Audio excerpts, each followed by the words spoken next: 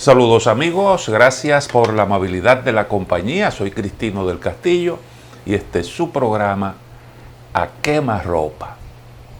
En estos últimos días se han producido movimientos importantes en el tablero geopolítico mundial. Las tres grandes potencias ahora mismo enfrentadas han movido piezas que yo creo que son movimientos que debemos analizar para entender lo que está ocurriendo hoy y lo que puede ocurrir mañana. Comencemos por señalar que el presidente Joe Biden lanzó lo que pudiéramos calificar como una ofensiva diplomática. Por su parte, Vladimir Putin, al pronunciar su discurso sobre el estado de la nación en el Parlamento Federal, anunció algunas medidas importantes que se pueden traducir como una presión a Estados Unidos y sus aliados. Y en tercer lugar, la otra potencia, China, también hacía esfuerzos diplomáticos, pero enarbolando la bandera de la paz. Eso en la persona de su ministro de Relaciones Exteriores, que hizo una gira por distintos países promoviendo una iniciativa de arreglo diplomático a la guerra en Ucrania. Vamos a analizar estos tres movimientos para entonces hacer una especie de balance. Comencemos por la ofensiva diplomática del presidente Biden. Se inició con una visita sorpresa a Ucrania. Fue un gesto simbólico. El presidente quiso ir a Ucrania, visitar este país en medio de la guerra para enviar un potente mensaje en dos direcciones. Primero, una especie de advertencia a Rusia de que no hay posibilidades de victoria en Ucrania, que Estados Unidos está dispuesto a jugársela hasta lo último para impedir que Rusia alcance sus objetivos estratégicos en Ucrania. Ese es el resumen de ese gesto de Biden. Lo otro son detalles, el anuncio de una nueva ayuda militar, de un nuevo paquete militar, eso no es nuevo.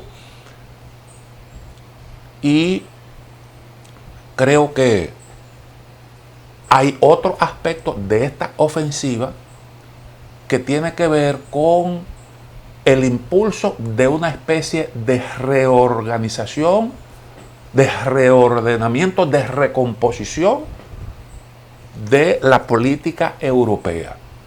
Ahora con una gran influencia de Estados Unidos, lo que no ocurría antes de la guerra en Ucrania. ¿A qué yo me estoy refiriendo? Bueno, yo me estoy refiriendo a que Estados Unidos primero le da un gran espaldarazo a Polonia. Y además de eso promueve una fuerte alianza con los países de Europa Central y de Europa del Este.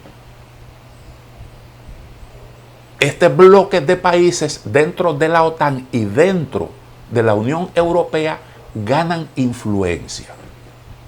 Y por esta vía, Estados Unidos aumenta su capacidad de decidir los asuntos europeos y de marcar el ritmo de los acontecimientos en Europa, en prácticamente todos los aspectos.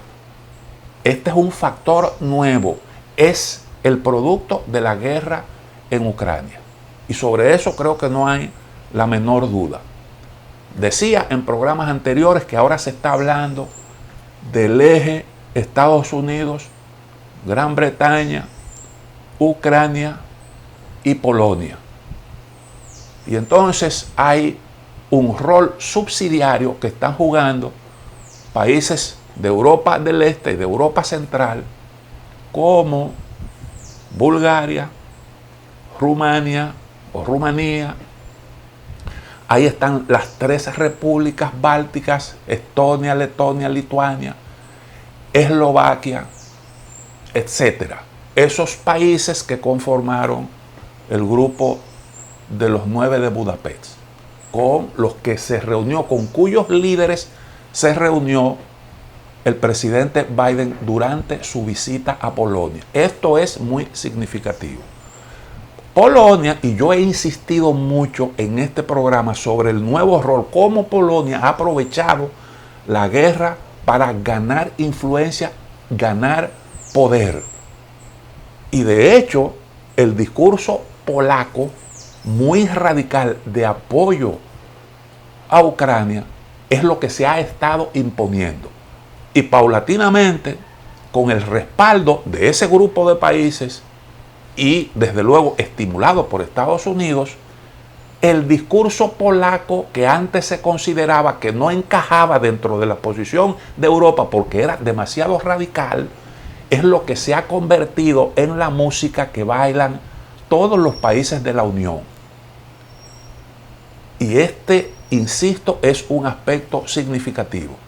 La gira de Biden estaba centrada en esos aspectos. Es importante señalar que este rol que Polonia está desempeñando, el poder que ha ido ganando, es el producto de unos esfuerzos que ha estado realizando en sintonía con la política de Estados Unidos y siempre a favor de Ucrania, con las posiciones más radicales. Eso usted lo pudo apreciar, por ejemplo, cuando se estaba discutiendo el boicot al petróleo ruso.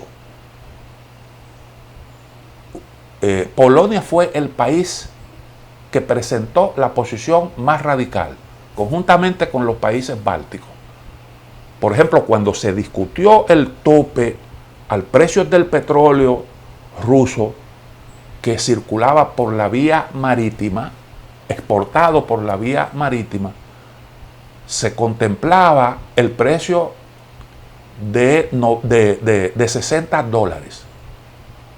Después de muchas discusiones, habían quienes planteaban un precio mayor, pero la mayoría respaldaba $60. Polonia insistió mucho en que fueran 30, porque decían, le estamos dando un premio a Rusia con un precio tope de 60, casi el precio del mercado en ese momento.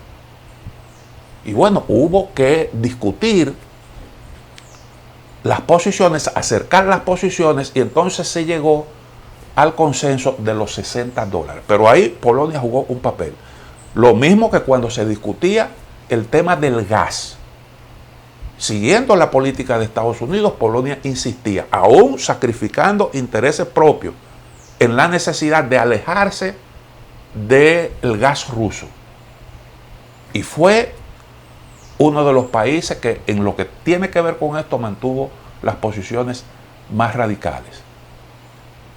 Y así, cuando se estaba discutiendo también el precio tope a los derivados del petróleo que se refinan en Rusia, fue precisamente a Polonia y a este grupo de países que Estados Unidos le pidió que fijaran su posición con respecto al precio tope, como una forma de presionar en Europa. Entonces esa ha sido una palanca importante de Estados Unidos en medio de este proceso para empujar al bloque europeo en una determinada dirección. El liderazgo europeo desde hace bastante tiempo lo ejercen Alemania y Francia. Son países poderosos, con economías grandes, que tienen unos intereses que no coinciden 100% con los intereses de Estados Unidos. Y ahí usted ve, por ejemplo, las contradicciones en el plano comercial y algunas razones que tienen estos dos países para ser un tanto prudentes en lo que tiene que ver con la guerra, porque la guerra se produce ahí mismo en el corazón de Europa. Y hemos observado a través del tiempo cómo estos países han sido han preferido ser prudentes. Al principio, cuando se estaba hablando de si Rusia invadiría o no Ucrania, Francia y Alemania fueron los que más insistieron en la necesidad de una solución negociada al conflicto. Recuerden ustedes los viajes de Macron, de Scholz, el cuidado que estos países tuvieron, la resistencia que hicieron antes de entrar en esa dinámica que hoy envuelve a todo el mundo occidental. Ha habido que irle arrancando concesiones a estos dos países, que no estoy diciendo que no tengan una posición clara con respecto a la guerra, la tiene, pero hay unos intereses ahí, reitero, que no son coincidentes. En un momento determinado, Macron llegó a hablar de la necesidad de que Europa tuviera su independencia en lo que tiene que ver con seguridad. Una cosa, decía él, que nosotros seamos aliados en la OTAN, y otra cosa es que todos los aspectos de seguridad nosotros los manejemos en el marco de esa alianza. Tenemos que tener capacidad militar para poder ser un gran jugador. Desde luego, Estados Unidos lo que ve en esa posición es el interés de una independencia de las posiciones de Estados Unidos que puede traducirse en políticas no del todo coincidentes con los intereses estadounidenses. Y por eso, entonces, se crea esa especie de contrapeso. Y el resultado de todo esto es que en Europa el poder se está repartiendo, la influencia se reparte. Y ese es, insisto, un elemento novedoso en todo esto. Permítanme hacer una pequeña pausa y en breve retorno.